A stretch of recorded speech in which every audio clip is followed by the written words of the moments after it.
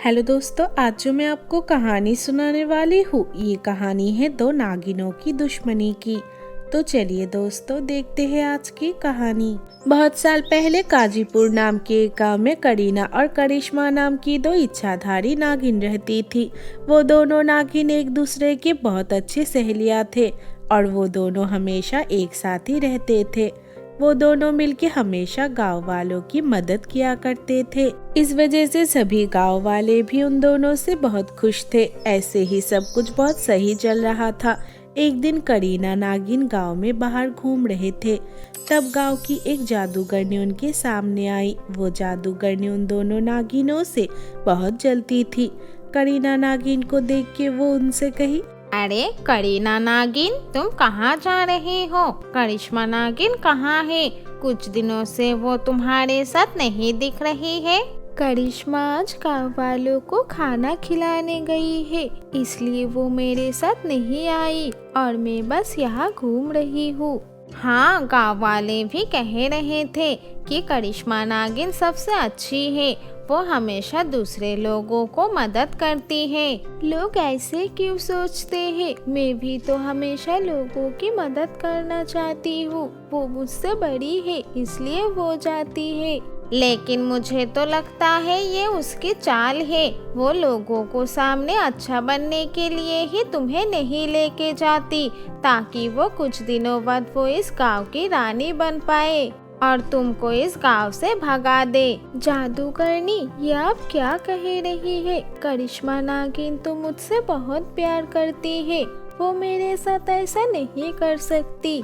ये प्यार बस दिखावा है, क्योंकि सबको पता है तुम उससे ज्यादा ताकतवर हो। अगर तुमको सब कुछ समझ में आ गया तो तुम उसको कभी रानी नहीं बनने दोगी। ये सब कह के उस शैतान जादूगरनी ने करीना नागिन का कान भर दिया। उस जादूगरनी की बात सुन के करीना नागिन को करिश्मा नागिन के ऊपर बहुत गुस्सा आ गया और वो करिश्मा नागिन के पास जाके कही, मुझे पता चल गया तुम मेरे साथ क्या कर रही हो। तुम खुद लोगों के सामने अच्छा बनने के लिए मुझे बुरा साबित करना चाहती हो। ये तुम क्या कह रही हो? मैं तुम्हें अपनी बहन जैसे समझती हूँ और तुमसे बहुत प्यार करती हूँ। ठीक है, ज्यादा नाटक करने की कोई जरूरत नहीं है। मुझे तुम्हारे साथ और नहीं रहना है।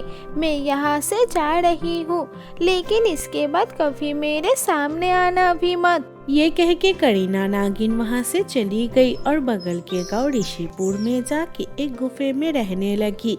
ऐसे ही बहुत साल निकल गया।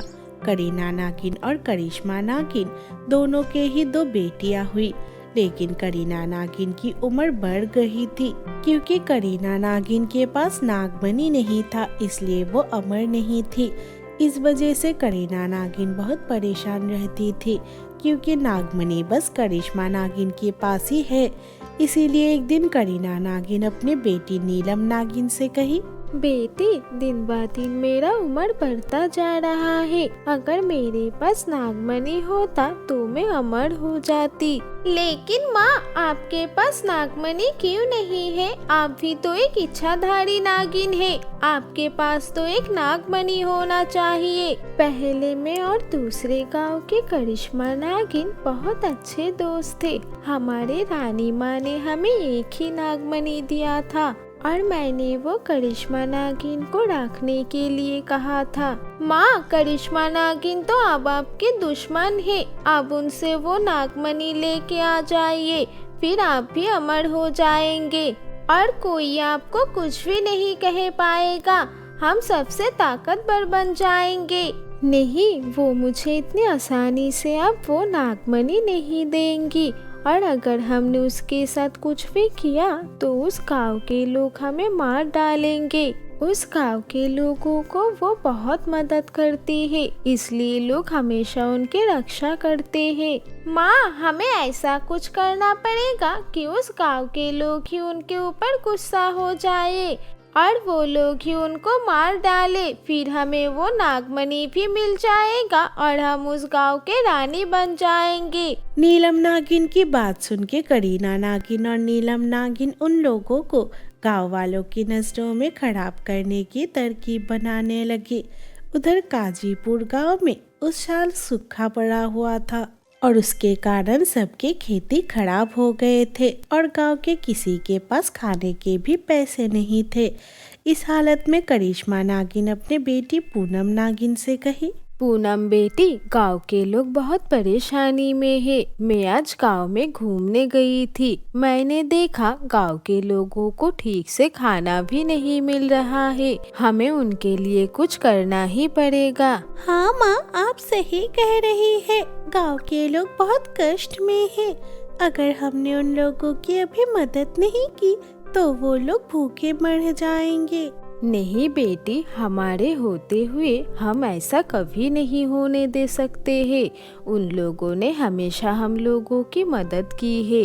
अभी वक्त है, हम उनको मदद करके वो कर्ज अदा करेंगे। लेकिन माँ, हम इतना खाना कहाँ से लाएंगे? पूरे गांव को खाना खिलाने के लिए तो हमें बहुत सारा खाना चाहिए। बेटी, ये नागमणि कब काम आएगा? इस नागमणि के मदद से हम गांव में एक लंगर खोलेंगे और काल से उस लंगर में ही सब गांव वालों को खाना खिलाएंगे। ये सोच के अगले दिन ही करिश्मा नागिन और पूनम नागिन अपने नागमणि के मदद से गांव में ही एक लंगर खोल दिया और वहाँ पे सभी गांव वालों को खाना खाने के लिए कह दिया।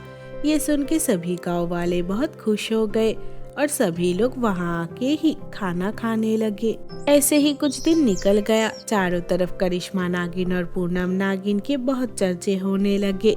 ये बात करीना नागिन और नीलम नागिन को भी पता चल गया। तब नीलम नागिन अपने माँ से कही, माँ, आपने सुना?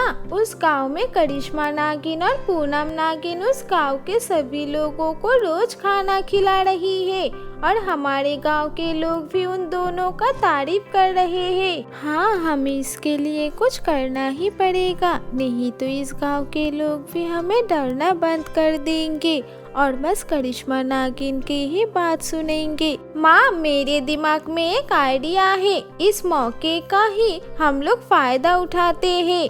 मैं कल रूप बदल के वहाँ जाती हूँ और वो लोग जो खाना गाँव वालों को खिलाते उसमें कुछ मिला देती हूँ। अगर सभी गाँव वालों का तबीयत एक साथ खराब हो गया तो सब लोग उन दोनों को ऊपर बहुत गुस्सा हो जाएंगे और उनको ऐसे ही मार डालेंगे और हमें हमारा नागमणि भी मिल जाएगा। नीलम नागिन की बात सुन के करीना नागिन बहुत खुश हो गई।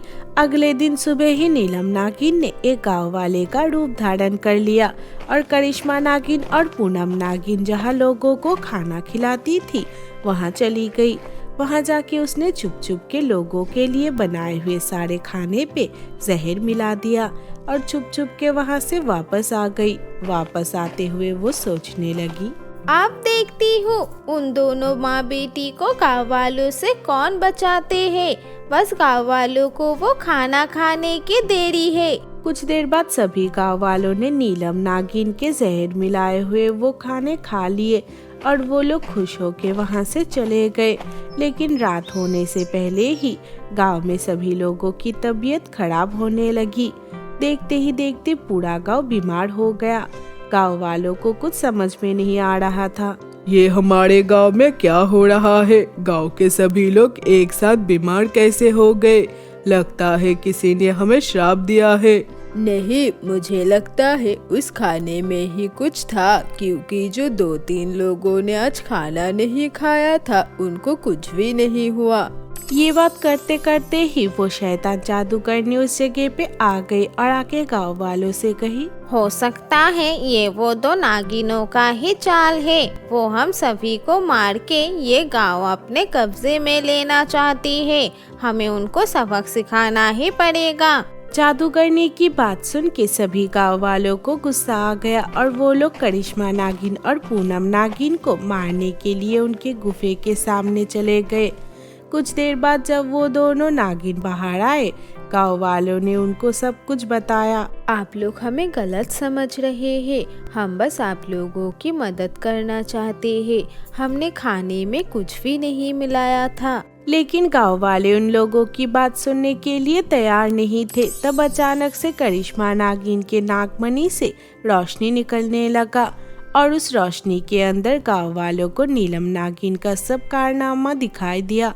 ये देख के गाँव वाले सब कुछ समझ गए और करिश्मा नागिन और पूनम नागिन से माफी मांग लिया। फिर सब गांव वाले गुस्सा हो के दूसरे गांव में गए और वहां जाके गुस्से में करीना नागिन और उनकी बेटी नीलम नागिन को पीट पीट के मार दिया। ये देख के वो जादूगरनी गांव छोड़ के भाग गई। उसके बाद से करिश्मा नागिन और पूनम नागिन सभी गांव वालों के साथ फिर से हंसी खुशी रहने लगी। तो दोस्तों, आज की कहानी से हमें ये सीख मिला कि बिना सोच समझ के कभी किसी पे भरोसा नहीं करना चाहिए।